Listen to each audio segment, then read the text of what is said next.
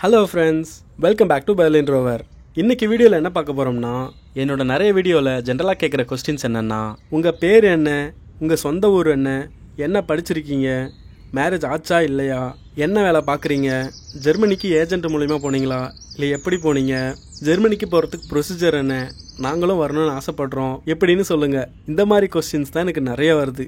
அதுக்கான ஆன்சர் இந்த வீடியோவில் தான் பார்க்க போகிறோம். வாங்க வீடியோக்குள்ளே போயிடுவோம். வீடியோக்குள்ளே போகிறதுக்கு முன்னாடி ஒரு அடர்ந்த காட்டுக்குள்ளே போயிடுவோம். இந்த காட்டோட பேர் க்ரோசர் டியர் கார்டன். அப்படின்னா பெரிய விலங்கு தோட்டம்னு அர்த்தம். பட் இங்கே பெரிய விலங்குலாம் எதுவும் இருக்காது, என்ன தவிர. இது பெர்லினோட சிட்டியில் தான் இருக்குது. இது கிட்டத்தட்ட 210 ஹெக்டர் இருக்குது. இதில் சின்ன சின்ன நீரோடைங்க, அடர்த்தியான மரங்க, ரோஸ் கார்டன், குழந்தைங்க விளையாடுறதுக்கு சின்ன சின்ன பிளே கிரவுண்டெல்லாம் இருக்குது. எங்கே பார்த்தாலும் பெரிய பெரிய மரங்க, க்ரீனரி தான். இது ஒரு பெரிய பப்ளிக் பார்க்குன்னு தான் சொல்லணும். இங்கே காலையில் வந்தால் நிறைய பீப்புள் ஜாகிங் போவாங்க, யோகா பண்ணிக்கிட்டு இருப்பாங்க, எக்ஸசைஸ் பண்ணிகிட்டு இருப்பாங்க, டாகை வாக்கிங் கூட்டிகிட்டு வந்திருப்பாங்க, சில டாகுக்கு ட்ரைனிங் கூட கொடுத்துக்கிட்டு இருப்பாங்க. அதுக்கப்புறம் ஃபேமிலிஸ் அண்ட் ஃப்ரெண்ட்ஸோட வந்து விளையாடிட்டு டைம் பாஸ் பண்ணுவாங்க. இங்கே எங்கெங்கெல்லாம் சன்லைட் இருக்கோ அங்கெங்கெல்லாம் சன் பாத் எடுத்துகிட்டு இருப்பாங்க. அந்த பக்கம்லாம் கேமரா எடுத்துகிட்டு போகிறத அவாய்ட் பண்ணணும். சரி வாங்க நம்ம கதைக்கு போவோம். ஃபர்ஸ்ட் கொஸ்டின், உங்களோட பேர் என்ன? என் பேர் லட்சுமணன். இதை கேட்டதுக்கப்புறம் சில பேர் என்கிட்ட கேட்குற அடுத்த கேள்வி, உங்கள் அண்ணன் ராமன் எங்கே இருக்காங்க அப்படின்னு கேட்குறது தான். அவர் நம்ம ஊரில் தான் இருக்கார். என் அண்ணன் பேர் ஜானகி ராமன். நாங்கள் ட்வின்ஸ் எல்லாம் இல்லை, 3 வருஷத்துக்கு அப்புறம் தான் நான் பிறந்திருக்கேன். ஆனாலும் அப்போவே அவருக்கு ராமன், எனக்கு லக்ஷ்மணன் பேர் வச்சுருக்காங்க. எனக்கு ஒரு அண்ணன் மட்டும் இல்லை, 2 அக்காவும் இருக்காங்க. பட் நான் தான் கடைக்குட்டி. என்ன எல்லாரும் லக்ஷ்மண், லட்சு, லக்கின்னு கூப்பிடுவாங்க. இதில் உங்களுக்கு என்ன பிடிச்சிருக்கோ அப்படியே கூப்பிடுங்க. ஓகே வாங்க அடுத்த கொஸ்டின். தமிழ்நாட்டில் உங்கள் நேட்டிவ் என்ன? நான் ராணிப்பேட்டை மாவட்டத்தில் இருக்கிற அரக்கோணம் டவுன்ல இருந்து ஒரு 5 கிலோமீட்டர் டிராவல் பண்ணால் தான் வரும் என்னோட வில்லேஜ். என்னோட வில்லேஜ் பேரை இப்போ டிஸ்க்ளோஸ் பண்ண வேணாம். பட் என் ஊரை சுற்றி எப்படி இருக்குன்னு பார்க்கணுன்னா இதுக்கு செப்பரேட் வீடியோ ஒன்று போட்டிருக்கேன். என்னோட பிளேலிஸ்ட் இருக்குது, போய் பாருங்கள். நான் பிறந்தது, வளர்ந்தது, படித்தது எல்லாமே என்னோட கிராமத்தில் தான். ஓகே அடுத்த கொஸ்டின், நீங்கள் என்ன படிச்சிருக்கீங்க? நான் ஸ்கூலிங்கெல்லாம் என் வில்லேஜுக்கு பக்கத்தில் இருக்கிற மற்ற வில்லேஜுக்கு போய் தான் படித்தேன். நான் தமிழ் மீடியம் தான், மெட்ரிகுலேஷனெல்லாம் இல்லை. அதனாலேயே என்னமோ தெரியல, எனக்கு இங்கிலீஷோட இப்போ வரைக்கும் வாய்க்கா தகராறு இருக்குது. அப்புறம் பிஎஸ்சி கம்ப்யூட்டர் சயின்ஸ் படிக்க அரக்கோணத்தில் இருக்கிற ஒரு ஆர்ட்ஸ் அண்ட் சயின்ஸ் காலேஜில் தான் வந்து படித்தேன். அதுக்கப்புறம் higher studies master of computer applications, அதாவது MCA. இதை படிக்கிறதுக்காக சென்னையில் இருக்கிற ஒரு காலேஜில் ஹாஸ்டலில் தங்கி தான் படித்தேன். நான் 2014 பாஸ்ட் அவுட். நான் பெரிய கோல்டு மெடலிஸ்டெல்லாம் இல்லை, நான் ஃபஸ்ட் கிளாஸில் பாஸ் பண்ணுற ஆவரேஜ் ஸ்டூடெண்ட்டு தான். இந்த இடத்துல நான் பல பேருக்கு நன்றி சொல்லி ஆகணும். என்னை இவ்வளோ தூரம் படிக்க வச்சது என்னோட அம்மா, அப்பா, 2 அக்காங்க, அப்புறம் என் அண்ணன். இப்போ நான் இந்த அளவுக்கு நல்லா இருக்கிறதுக்கு காரணமே அவங்க தான். அவங்கெல்லாம் ஃபினான்ஷியலாக ஹெல்ப் பண்ணல அப்படின்னா நான் படிச்சிருக்கவே முடியாது. இவங்களுக்கு நான் எத்தனை ஜென்மம் எடுத்தாலும் என் நன்றி கடன் தீராது. ஃபைன். அதுக்கு அடுத்த கொஸ்டின்ஸ், எனக்கு கல்யாணம் ஆச்சா இல்லையா? நான் MCA முடித்த கொஞ்சம் மாதத்துலேயே எனக்கு கல்யாணமும் ஆயிடுச்சு. 24-25 வயசுலேயே என் குடும்ப பாரத்தை சுமக்க ஆரம்பிச்சிட்டேன். இப்போ எங்களுக்கு வசன்னு 2 பசங்க. ஒரு ஊரையே சமாளிச்சலாம், இவங்கள சமாளிக்க முடியாது. இப்போ எங்கள் கூட அப்பா இல்லை. ஸோ அம்மாவும் மனைவியும் 2 பிள்ளைகளும் சென்னையில் KK நகரில் தான் இருக்காங்க. 2 பசங்களும் அங்கே இருக்கிற ஸ்கூலில் தான் படிக்கிறாங்க. நான் மட்டும்தான் வேலைக்காக ஜெர்மனி வந்து வேலை பார்த்துக்கிட்டு இருக்கேன். நான் KK நகரில் அங்கே 10 வருஷமாக இருக்கேன். இப்போ இயர்லி ஒன்ஸ் தான் சென்னைக்கு வருவேன். But I miss my family a lot. நிறைய காரணத்துக்காக அவங்களால இங்கே வர முடியல. பட் சீக்கிரம் கூட்டிகிட்டு வந்துடுவேன். சரி வாங்க அடுத்த கொஸ்டினுக்கு போவோம். அடுத்த கேள்வி என்னென்னா, நீங்கள் என்ன வேலை பார்க்குறீங்க? நான் படித்து முடித்த அதே இயர்லேயே எனக்கு ஒரு IT ஜாபும் கிடச்சிது. இனிஷியலாக ஜாயின் பண்ணும்போது நானும் ஒரு சாஃப்ட்வேர் டெவலப்பர் தான். பட் அதுலேருந்த கஷ்டம் என்னை சாஃப்ட்வேர் டெஸ்டிங்கில் கூட்டிகிட்டு போயிடுச்சு. ஆனாலும் கோடிங் எனக்கு ரொம்ப பிடிக்குன்றதுக்காக நான் ஆட்டோமேஷன் டூல்ஸ் எல்லாம் கற்றுக்க ஆரம்பித்தேன். நான் நிறையவே எஃபோர்ட் போட்டு நான் நல்ல ஒரு ஆட்டோமேஷன் டெஸ்டர்னு நிறைய கம்பெனியில் நான் ப்ரூவ் பண்ணிட்டேன். நான் சென்னையில் தான் 7 வருஷம் ஒர்க் பண்ணேன். அதுக்குள்ளே நான் 3 கம்பெனி மாறியாச்சு. அப்புறம் நான் ஜெர்மனிக்கு வந்தும் இதே ஃபீல்டில் தான் ஒர்க் பண்ணிகிட்டு இருக்கேன். என்னோட வீடியோவில் சில பேர் இந்தியாவில் படிச்சுட்டு இந்தியாவுக்கு வேலை பார்க்காம ஜெர்மனியில் போய் வேலை பார்க்குறீங்க அப்படின்னு சொல்லியிருக்கீங்க. இன்ஃபேக்ட் இன்னொருத்தர் ஜெர்மனியில் போய் ஏன் பிச்சை எடுக்கிறீங்க அப்படின்னு கேட்டிருந்தாங்க. அவங்களுக்கு மட்டும் நான் ஒன்று சொல்லிக்கிறேன். நான் ஜெர்மனியில் 2 வருஷமாக பிச்சை எடுக்கிறதுக்கு முன்னாடி நம்ம ஊரில் தான் 7 வருஷம் பிச்சை எடுத்திருக்கேன், அதாவது ஒர்க் பண்ணியிருக்கேன். இது எதுக்கு இங்கே சொல்கிறேன்னா, இதுக்கப்புறமா அது என்னை தெரிஞ்சுக்கிட்டு திட்டுங்க. ஓகே வாங்க அடுத்த கொஸ்டின் போகலாம். அடுத்த கொஸ்டின், உங்களோட கேரக்டர் எப்படி?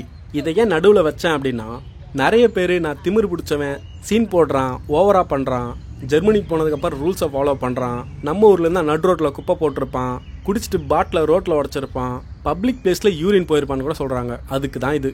என்னோட கேரக்டர் அவங்க நினச்சதுக்கு அப்படியே ஆப்போசிட். நான் ரொம்பவே ஜோவியலான கேரக்டர். என்னை சுற்றி இருக்கிற மற்றவங்களை நான் ஜாலியாக வச்சுப்பேன். அவங்களுக்கு டைம் போகிறது கூட தெரியாது.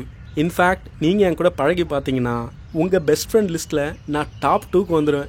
இந்த கேரக்டர் நான் வேலைக்கு போக ஆரம்பிச்சதுலேருந்து ரொம்பவே இம்ப்ரூவ் ஆயிடுச்சு. But at the same time எனக்கு கொஞ்சம் கோவமும் வரும். நான் இருக்கிற இடத்த நீட்டாக வச்சுக்கணும்னு பார்ப்பேன். நான் ரொம்பவே மெச்சூர்டான கேரக்டர். நான் எதையுமே பிளான் பண்ணி தான் பண்ணுவேன். அது மட்டும் இல்லை, நான் சின்ன வயசுலேருந்தே ரொம்ப பொறுப்பான பையன். எந்த அளவுக்குன்னா 10 வயசுலேருந்தே சின்ன சின்ன வேலைக்கு போயிட்டு ஃபேமிலிக்கு ரொம்பவே ஹெல்ப்ஃபுல்லாக இருந்திருக்கேன். இங்கே நான் சின்ன சின்ன வேலைன்னு ஈஸியாக சொல்லிட்டேன், பட் அது அந்த அளவுக்கு ஈஸி இல்லை. ஏன்னா நான் குப்பள்ளி கொட்டுறதுலேருந்து கட்டட வேலை செய்கிற சித்தாள் வேலை கொண்டு செஞ்சுருக்கேன். ஆனாலும் என்னோட படிப்பை நான் கைவிடலை. நான் இதெல்லாம் என்னோட பெருமைக்காகவோ சிம்பத்தி கிரியேட் பண்ணவோ சொல்லலை. இதுதான் என்னோட வாழ்க்கை. இதை தாண்டி தான் இவ்வளோ தூரம் நான் வந்திருக்கேன்.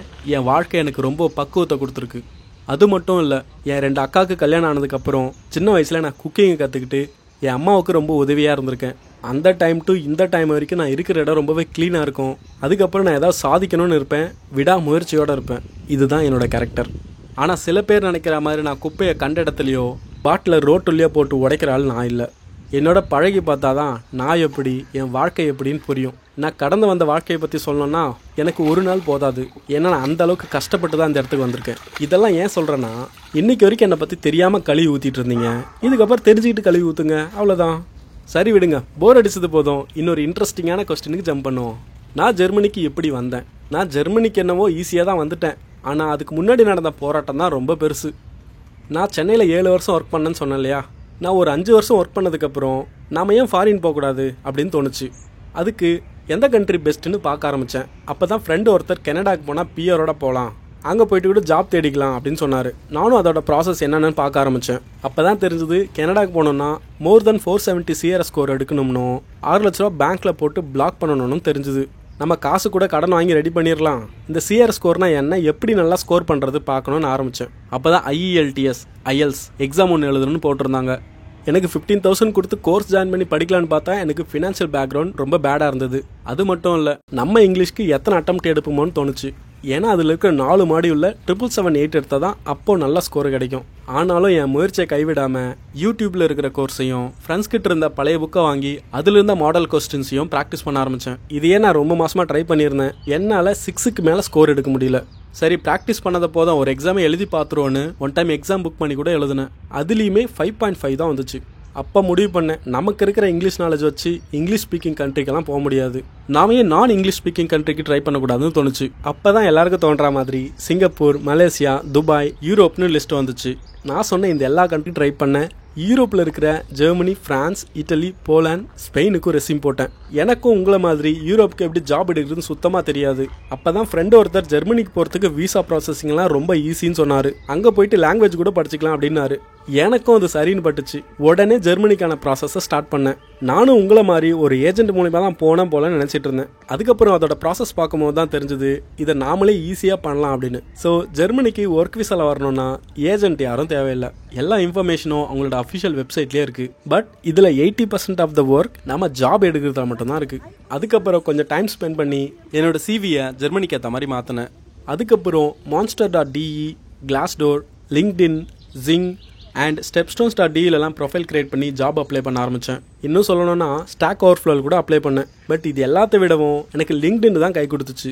லிங்க்டின்ல என்னோட இன்ஃபர்மேஷனையும் என்னோட சிவியும் அப்லோட் பண்ணியிருந்தேன். அப்புறம் என்னோட ஜாப் ரோலுக்கு அலர்ட் கிரியேட் பண்ணி அந்த அலர்ட்டில் வர எல்லா ரிலவெண்ட் ஜாப்க்கும் அப்ளை பண்ண ஆரம்பித்தேன். ரிசல்ட்டு பார்த்தா எல்லாமே ரிஜெக்ஷன். அப்புறம் ஜேடியில் கொஞ்சம் கான்சென்ட்ரேட் பண்ணி சிவியும் கவர் லெட்டரையும் கொஞ்சம் அதுக்கேற்ற மாதிரி அப்டேட் பண்ணி தேவையான கம்பெனி மட்டும்தான் அப்ளை பண்ண ஆரம்பித்தேன். அதுவுமே நான் வெறும் ஈஸி அப்ளை தான் கொடுப்பேன். ஏன்னா எனக்கு டைம் இல்லை. காலையில் 9 to நைட்டு 10-11 வரைக்கும் நான் ஒர்க் பண்ண வேண்டியதாக இருந்துச்சு. அப்போ எனக்கு அதுக்கப்புறம் டைமே இருக்காது. தூங்குறதுக்கு கொஞ்ச நேரத்துக்கு முன்னாடி இது எல்லாத்தையும் அப்ளை பண்ணிட்டு தான் தூங்குவேன். அதனாலேயே எனக்கு ஃபார்ம் ஃபில் பண்ணி சப்மிட் பண்ணுற அளவுக்குலாம் டைம் இல்லை. லிங்க்டின்ல 2 விதமாக அப்ளை பண்ணலாம். ஒன்று ஈஸி அப்ளை பண்ணோன்னா நீங்கள் ஏற்கனவே ஃபில் பண்ண டேட்டாவே அதே ஃபெச் பண்ணிக்கும். ரெஸ்யூமும் அப்படியே அப்லோட் ஆகிடும். நீங்கள் டேரெக்டாக சப்மிட் மட்டும் பண்ணலாம் போதும். இதே இன்னொன்று என்னென்னா, கம்பெனியோட போர்ட்டலுக்கு ரீடைரக்ட் ஆகி அங்கே இருக்கிற ஃபார்மை ஃபில் பண்ணி என்னோட சிவியும் கவர் லெட்டரையும் அதுக்கேற்ற மாதிரி அப்டேட் பண்ணிவிட்டு அதுக்கப்புறம் அப்லோட் பண்ணி அதுக்கப்புறம் சப்மிட் பண்ணணும். எனக்கு அதுக்கெல்லாம் டைம் இல்லை. பட் நான் அந்த மாதிரி கம்பெனிஸ்க்கு ஜேடி மட்டும் பார்ப்பேன். ஜேடி எனக்கு 100% மேட்ச் ஆகுதான்னு பார்த்துட்டு அதை நோட் பண்ணி வச்சு காலையில் அந்த கம்பெனிக்கு ஏற்ற மாதிரி என்னோட சிவியையும் கவர் லெட்டரையும் அப்டேட் பண்ணிவிட்டு அதுக்கப்புறம் சப்மிட் பண்ணுவேன். ஆனாலும் எனக்கு ரிஜெக்ஷன் மெயில் தான் வந்துகிட்டே இருந்தது. இங்கே தான் நிறைய பேர் வெக்ஸ் ஆகி விட்டுடுவீங்க. But try, keep on try. இங்கே இருக்கிற ஃப்ரெண்ட்ஸ் சில பேர் சொன்னாங்க, நான் சும்மா அப்ளை பண்ணேன், கிடச்சிருச்சு, வந்துட்டேன் அப்படின்னு சொன்னாங்க. அந்த மாதிரி உங்களுக்கும் கிடைச்சா I am so happy. But நான் ஜெர்மனிக்கு அப்ளை பண்ணி 6வது மாதத்தில் தான் எனக்கு பாசிட்டிவ் ரிசல்ட்டே வர ஆரம்பிச்சது. மோஸ்ட்லி எதனால ரிஜெக்ட் ஆகும்னா, நாம் இந்தியாவில் இருக்கோம், யூவில் இல்லை. அப்புறம் நம்மளுக்கு ஜெர்மன் லாங்குவேஜ் தெரியாது, இல்லைனா பெட்டரான கேண்டிடேட்டை ஆல்ரெடி எடுத்திருப்பாங்க. அப்போ தான் ஓகே நம்ம லாங்குவேஜ் படிக்கலாம் அப்படின்னு தோணுச்சு. சென்னையில் இருக்கிற ஒரு ப்ரைவேட் லாங்குவேஜ் ஸ்கூலில் நான் ஜெர்மன் படிக்க ஆரம்பித்தேன். அதில் மொத்தம் 6 லெவல் இருக்குது.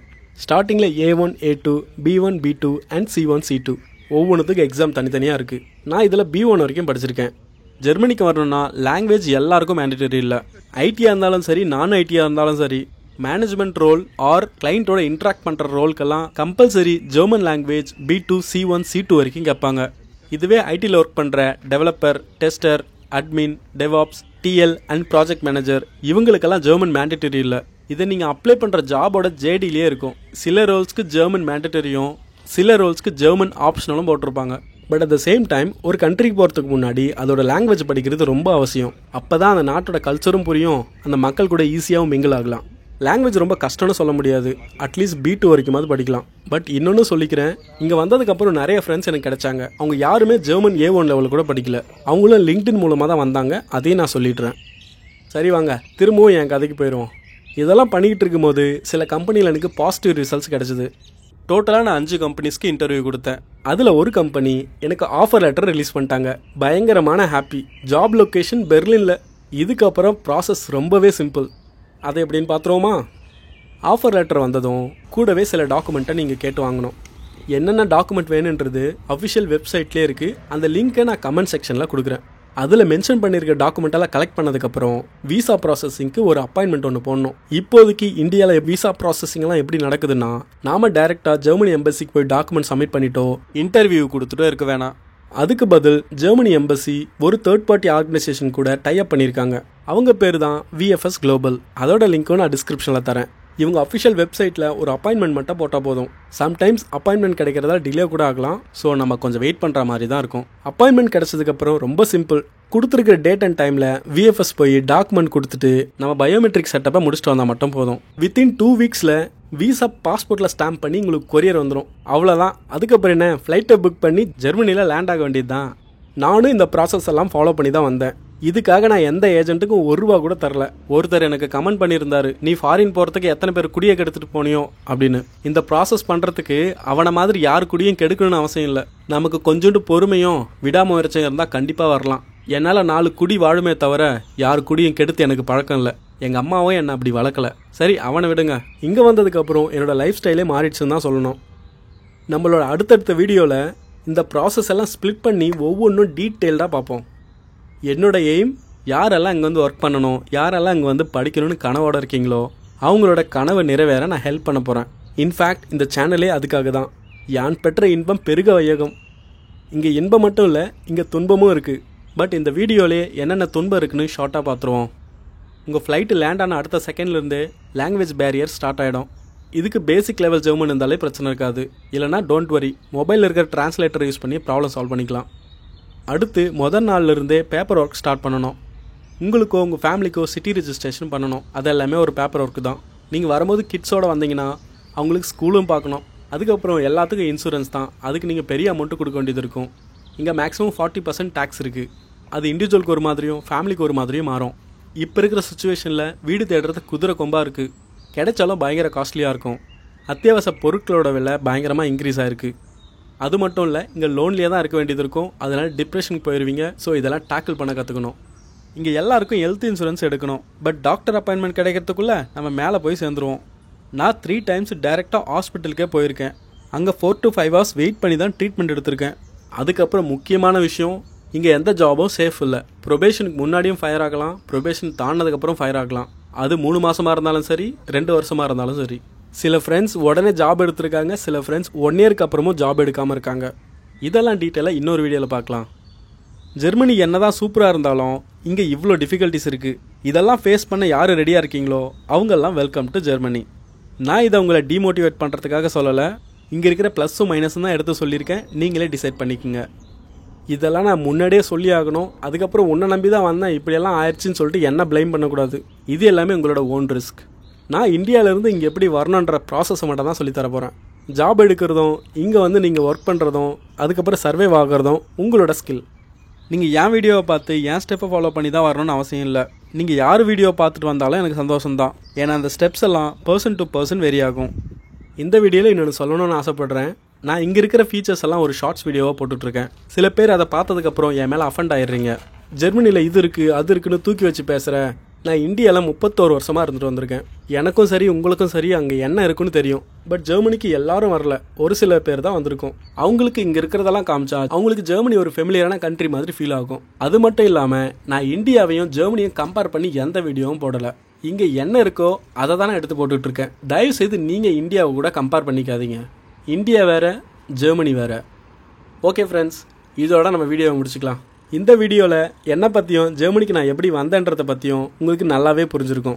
அடுத்த வீடியோவில் நாம் எப்படி ஜாப்க்கு அப்ளை பண்ணலான்னு பார்க்கலாம். இன்னும் ஏதாவது கொஸ்டின்ஸ் இருந்ததுன்னா எனக்கு கமெண்ட் பண்ணுங்கள். கண்டிப்பாக நான் முடிஞ்ச வரைக்கும் ரிப்ளை பண்ணுவேன். மறக்காம என்னோட இன்ஸ்டாகிராம் பேஜையும் ஃபாலோ பண்ணிவிட்டு உங்களுக்கு பர்சனலாக ஏதாவது கொஸ்டின்ஸ் இருந்ததுன்னா அங்கே டிஎம் பண்ணுங்கள். Thanks for watching till end of the video. See you soon. Ciao ciao.